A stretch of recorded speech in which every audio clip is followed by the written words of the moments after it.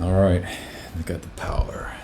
I'm in the seat of power. I'm on the throne, and I've been given the instrument.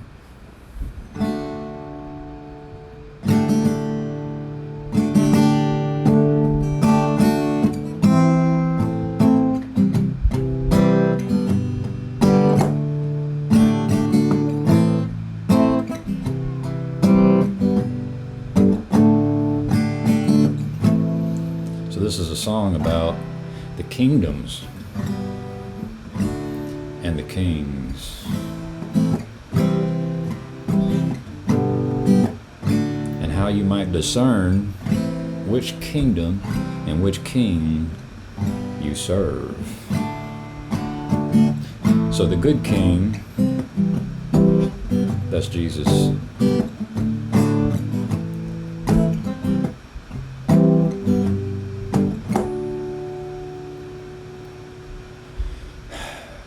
So Jesus is the door into the good kingdom. And so it's a narrow path. And so this number one piece of information is about immigration policy. So it's a good, small path with a good single door, and there's only 2 keys that I'm aware of. And so the immigration policy for the good kingdom is such that it's hard to get into and it's easy to leave. And it's the opposite for the other kinds of kingdoms. You can think of some places where it's very easy to get there, and once you get there, it's very hard to leave.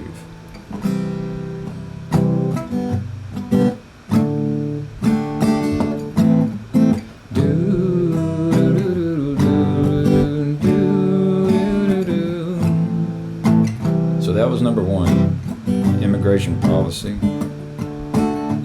So you might be tempted to think those countries that have tight borders, they might be headed in the right direction and serving the right king, or those people who have political parties who want, good borders, that they might be headed in the right direction. But there's other important pieces of information. Like, where is your treasure? So, in the kingdom of God, where Jesus is king, that has the one door, which is Jesus, and a couple keys, which I can talk about, where it's easy to leave and hard to enter.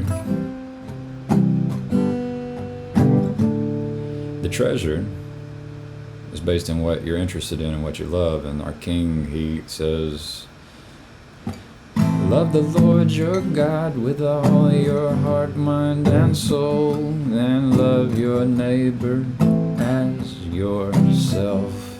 And he says to love everyone up to and including your enemies, so not just your neighbor. And he gives you the story of the Samaritan to help you know what he means when he says to love your neighbor.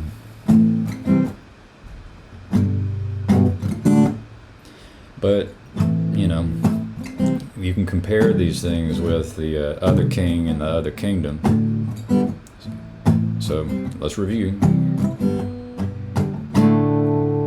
You got immigration policy. It's hard to enter the kingdom of God, but it's easy to leave because our king goes into the enemy kingdom, finds the people poor in spirit who've given up all will, and lets them know they are loved and invited into the good kingdom.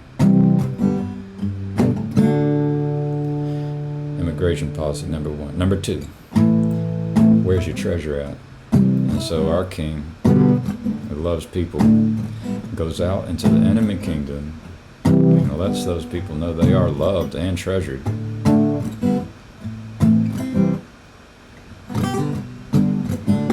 And so number three is the throne room. And so once you enter the good kingdom, the throne room is accessible to you, and the king is accessible to you. Whereas in the enemy kingdom, that king is hidden and is not accessible. Very hard to access the seat of power and the throne room and the throne when you are in the enemy kingdom. I mean, this might be why some people end up just losing all hope and becoming poor in spirit or doing terrible things. And number 4 is, who is the king? And so the king, King Jesus, is the one who makes himself available to all. He is available to everyone in the kingdom. You get to go and petition him. And he's also available to everyone, even in the other kingdom. He'll actually go out into the other kingdom and seek out those people who he loves. And if you compare this with the king on earth, the enemy king, he is a trickster and a deceiver.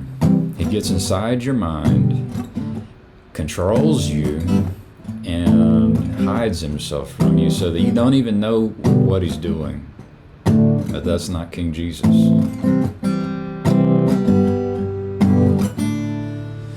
And so this is the song of the kingdom of God. Let's try that again. This is the song of the kingdom of God.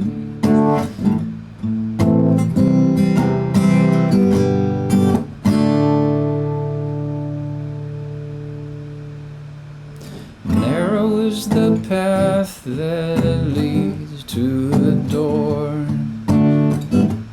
to the kingdom of God.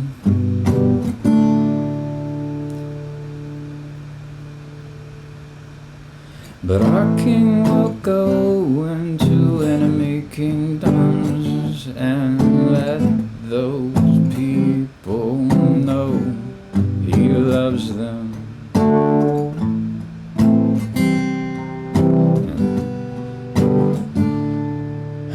Pretty simple. So,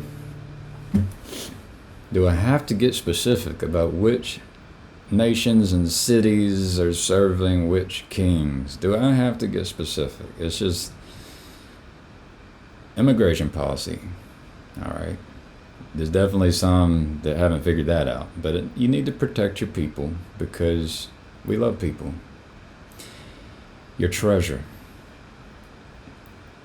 Where is your treasure at? Are you seeking power and influence and treasure on earth, or are you seeking treasure in heaven? Are you loving God and loving people?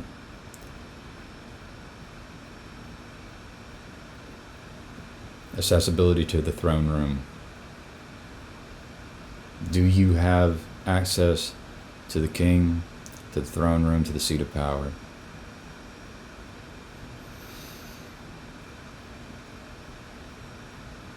Number 4.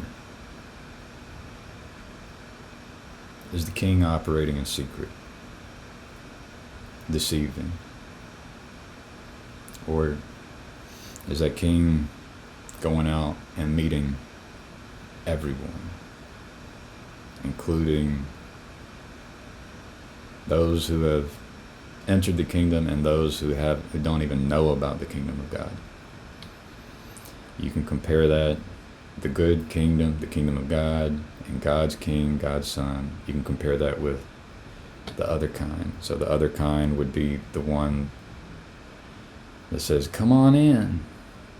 And then it becomes very hard to leave. So that's the bad one. The good one is the one that says, there's only one way in, but we're going to send you out on mission. It's easy to leave. The bad one values power and influence and treasure on earth, and that will sacrifice people and sacrifice God. The good one loves God and loves people. Is not going after power and influence, reputation, prestige, wealth, fame, popularity, any of that. The bad one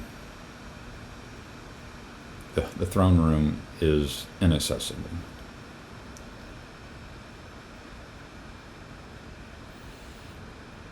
The seat of power is inaccessible.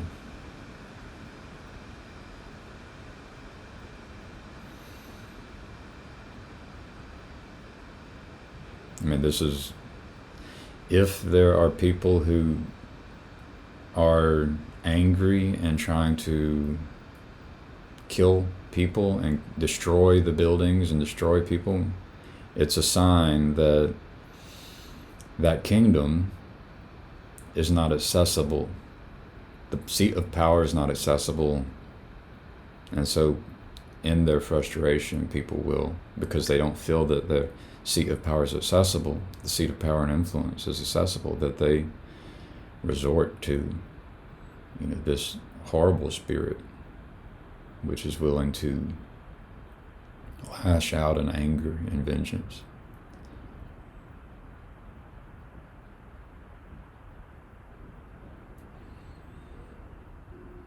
And then the fourth one is, are they operating in secret? So I'll be explicit. The Israel of today is not the Israel of the Bible.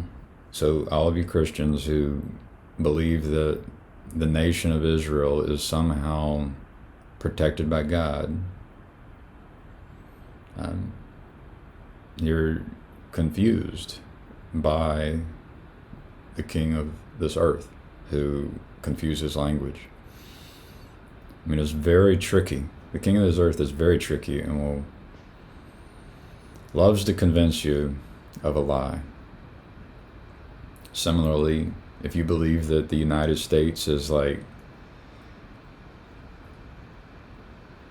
Zion, you have some idea of like which nation is God's chosen nation, you're mistaken. It doesn't exist yet. God's chosen nation does not exist.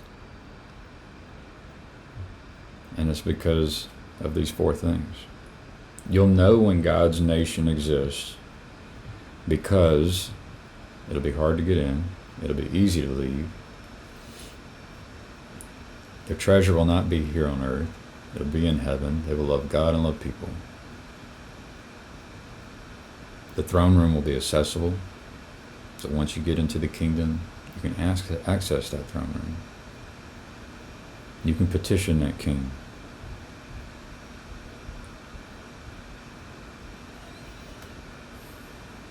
And the ruler of that kingdom will give attention to the least in the kingdom. Will serve the least in the kingdom. Will not just be going around trying to serve those who help build up their power and influence. That's how you'll know when God's kingdom, when New Jerusalem, when the true Israel and the true New Jerusalem exists on earth as in heaven. That's how you'll know. So